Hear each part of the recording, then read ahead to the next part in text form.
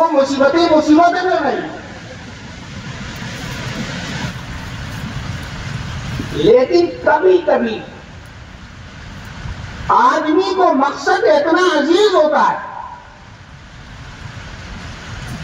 کہ مقصد کی راہ میں جو مصیبتیں پیش آتی ہیں وہ مصیبتیں اس کے لیے مصیبت نہیں رہتی. مصیبت سمجھ کے نہیں جھیلتا بلکہ ان کو راحت سمجھ کر کے جھیلتا ہے. مقصد کی راہ میں اگر اس کو کانٹوں پر لیٹنا پڑے تو کانٹوں پر لیٹ کر کے اس کو اتنا مزہ آتا ہے جتنا کہ کسی کو پھولوں کی سیج پر بھی لیٹ کر کے مزہ نہیں آتا. میرے عزیز بچوں، حضرات صحابہ کے بارے میں اور ان کی شخصیت و سیرت کے بارے میں جو میں نے مطالعہ کیا ہے اس کی روشنی میں ہم یہ سمجھتے ہیں کہ ان کو مقصد کی راہ میں جو مصیبتیں آئیں وہ مصیبتیں اسی طرح عزیز تھی. مصیبت کو مصیبت سمجھ کے نہیں جھیلا. آپ لوگوں نے سنا ہوگا کہ جب غزوہ احد میں صحابہ کی ایک بڑی تعداد شہید ہو گئی، جب صحابہ مدینہ پہنچے کسی عورت نے پوچھا کہ حضرت کا حال کیا ہے؟ کہا کہ حضرت کا حال چھوڑو، تمہارے ابا شہید ہو گئے. کہا کہ ابا شہید ہو گئے، انا للہ، بڑی مصیبت ہے، لیکن حضرت کا حال بتاؤ. کہا کہ تمہارا بیٹا شہید ہو گیا. کہا کہ بہت بڑی مصیبت ہے، لیکن حضرت کا حال بتاؤ. کہا کہ حضرت کا حال تو بعد کی بات ہے، تمہارے بھائی شہید ہو گئے. کہا کہ بھائی شہید ہو گئے، انا للہ، بڑی مصیبت ہے، لیکن حضرت کا حال بتاؤ. جب اس کو بتایا گیا کہ اللہ کے رسول صلی اللہ علیہ وسلم خیر و عافیت کے ساتھ ہیں تو عورتوں نے کیا کہا؟ کل مصیبت بعد اجل ہے.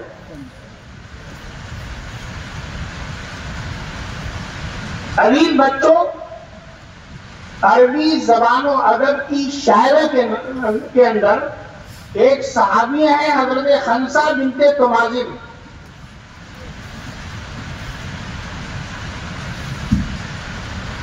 انہوں نے اسلام قبول کرنے سے پہلے اپنے بھائی صخر کے غم میں جو مرثیہ لکھا ہے، مرثیہ کی تاریخ میں اس کی کوئی مثال نہیں رہی تھی.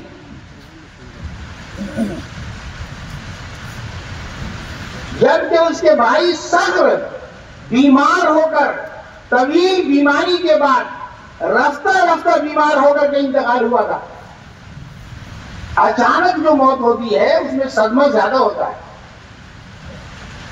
لیکن اپنے بھائی کی فطری موت پر اس نے جو مرثیہ کہا، مرثیہ کی تاریخ میں عربی زبان میں اس کی مثال نہیں ملتی.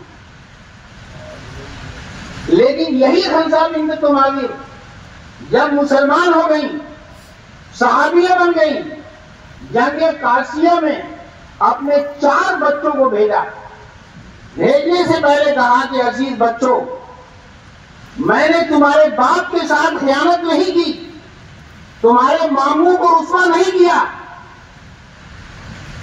یعنی تم بالکل صحیح جائز اولاد ہو. آج میں اس جنگ میں تمہیں بھیجتی ہوں، اگر اس جنگ میں تم نے پیٹھ دکھلائی تو قیامت تک تم میرا چہرہ نہیں دیکھ سکتے. جنگ قاسیہ میں حضرت خنسہ بنت تمازن کے 4 بچے باری باری شہید ہو گئے. جب 4 کی شہادت کی اطلاع ملی تو حضرت خنسہ بنت تمازن کہنے لگی، الحمدللہ الذی اکرمنی بشہادتی، الحمدللہ الذی اکرمنی بشہادتی. یہ خاص بات. دوسری بات مجھے جو عرض کرنی ہے کہ ایک بیماری ہے حسد کی بیماری، جو بڑی خراب اخلاقی بیماری ہے. حسد کے جواز کا تو کوئی سوال ہی نہیں، لیکن حسد سے ملتی جلتی ایک چیز اور بھی ہے جس کو عربی زبان میں غبطہ کہتے ہیں، اور اردو زبان میں رش کرنا کہتے ہیں. رش کرنا، غیبت کرنا بعض صورتوں میں جائز ہے، بلکہ بعض صورتوں میں مطلوب بھی ہے. ابھی قرآن میں بعض بچوں نے ایک حدیث پڑھی کہ محمد رسول اللہ صلی اللہ علیہ وسلم نے فرمایا کہ لا حسد بمانا لا غیبت. حسد بمانا غیبت جائز نہیں. حسد تو یہ ہوتا ہے کہ سامنے والے پر جو اللہ کا انعام ہے چھن جائے، ہمیں ملے یا نہ ملے. غیبت کا مطلب سامنے والے کا انعام باقی رہے بلکہ بڑھ جائے، ہمیں بھی وہ انعام مل جائے. تو حقیقی معنی کے اعتبار سے تو حسد جائز نہیں ہے، بالکل جائز ہی نہیں. لیکن غیبت بعض صورتوں میں جائز ہے، جیسا کہ بخاری کی روایت پڑھی بچوں نے کہ محمد رسول اللہ صلی اللہ علیہ وسلم نے فرمایا کہ 2 صورتوں میں غیبت جائز ہے. ایک صورت تو یہ ہے کہ کسی کو اللہ نے قرآن کا علم دیا، دین کا علم دیا، قرآن سمجھتا ہے، قرآن کی دعوت دیتا ہے، قرآن کے مطابق عمل کرتا ہے، قرآن کے مطابق فیصلہ کرتا ہے، قرآن کی خدمت کرتا ہے. قرآن کو سمجھیں، قرآن کی دعوت دیں، قرآن کے مطابق فیصلے کریں، صحیح استعمال بھی کر رہا ہے، زکات بھی دے رہا ہے، خیر کے کاموں میں خرچ کرتا ہے. اس کی دولت دیکھ کر یہ تمنا ہو کہ اس کی دولت رہے بلکہ بڑھ جائے، اور ہم جل مجدو ہمیں بھی دولت دیں اور ہم بھی دولت کا صحیح استعمال کریں. اگر یہ دکھتا ہے تو جائز ہے.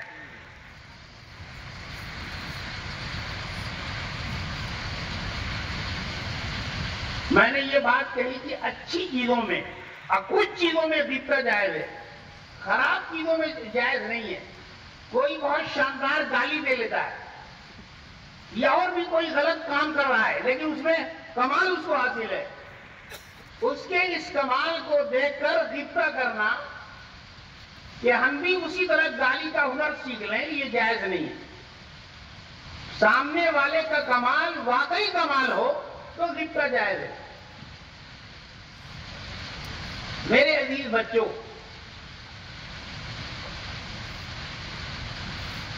اس غیبتے سے بھی اونچی ایک چیز ہے،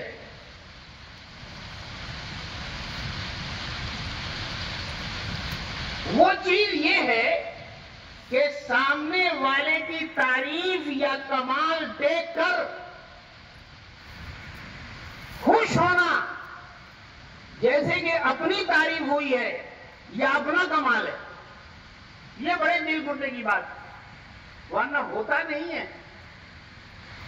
ایک جملہ میں بار بار کہتا ہوں کہ آدمی اپنے دکھ سے جتنا دکھی نہیں ہوتا، سامنے والے کے سکھ سے دکھی ہوتا ہے.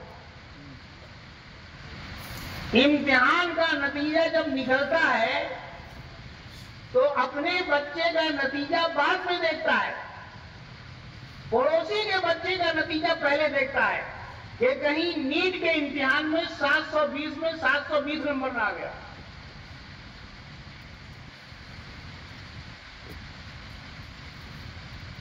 تو یہ چیز کہ میری تعریف ہوئی اتنی خوشی نہ ہو جتنا کہ غیر کی تعریف ہو تو خوشی ہو، یہ دل گردہ ہم لوگوں کا نہیں ہے. یہ حضرات صحابہ میں یہ چیز بدرجے اتم پائی جاتی ہے. بے شمار مثالیں ہیں، ان مثالوں میں سے ایک مثال بتاتا ہوں.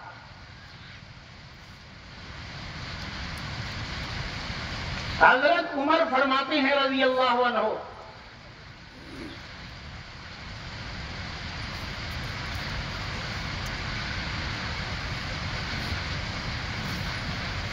جو صحابی صرف صحابی وہی ہوں تو ان کے نام کے ساتھ تو رضی اللہ عنہ کا نام ہے.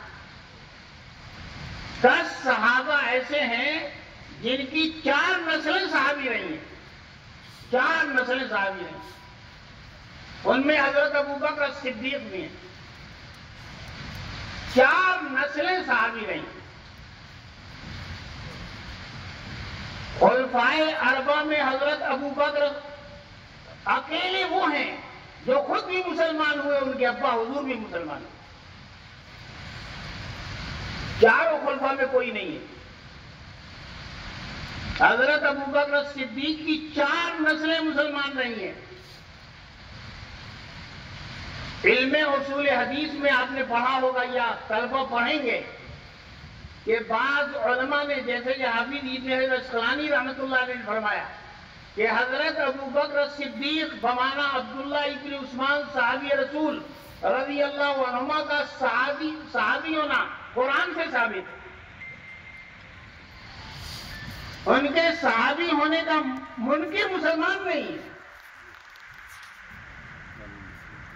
تو حضرت عمر فرماتے ہیں کہ محمد رسول اللہ صلی اللہ علیہ وسلم عشاء کی نماز کے بعد حضرت ابو بکر صدیق سے ملی مسائل پر مشورہ کرتے تھے۔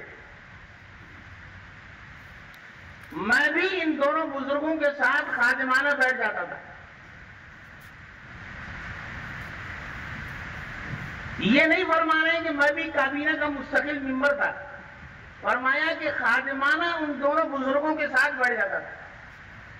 ایک دن مشورے کی مجلس ختم ہوئی، ہم تینوں وہاں سے نکلے تو دیکھا کہ مسجد نبوی میں کوئی صاحب قرآن پڑھ رہے ہیں، بڑا شاندار قرآن پڑھ رہے تھے، بڑا اچھا قرآن پڑھ رہے تھے۔ دیر تک رسول اللہ صلی اللہ علیہ وسلم ان کا قرآن سنتے رہے۔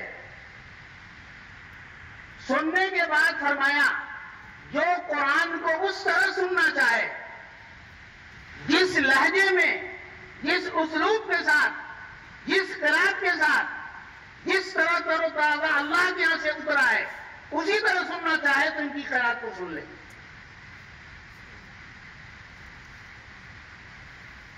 حضرت عمر کہہ رہے ہیں کہ یہ تعریف تھی ایک صحابی کی، میرے ایک دوست کی، ایک مسلمان کی، وہ تھے حضرت عبداللہ ابن مسعود ابن غافل ابن حبیب الحذلی رضی اللہ عنہ۔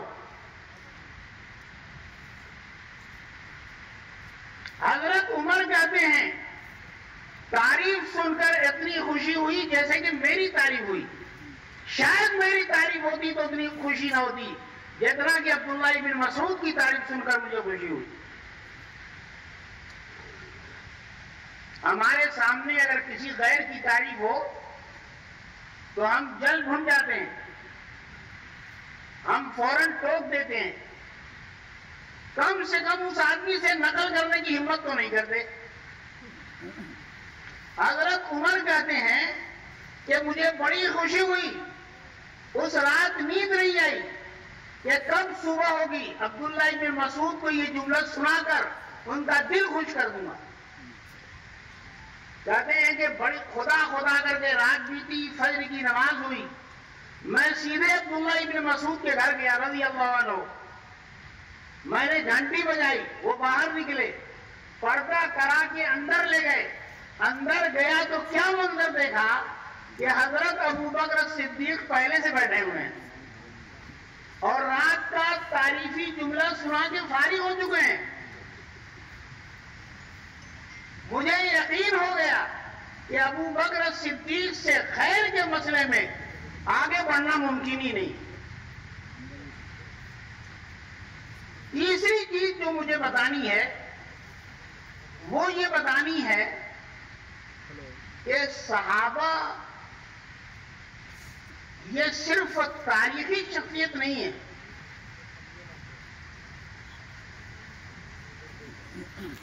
یعنی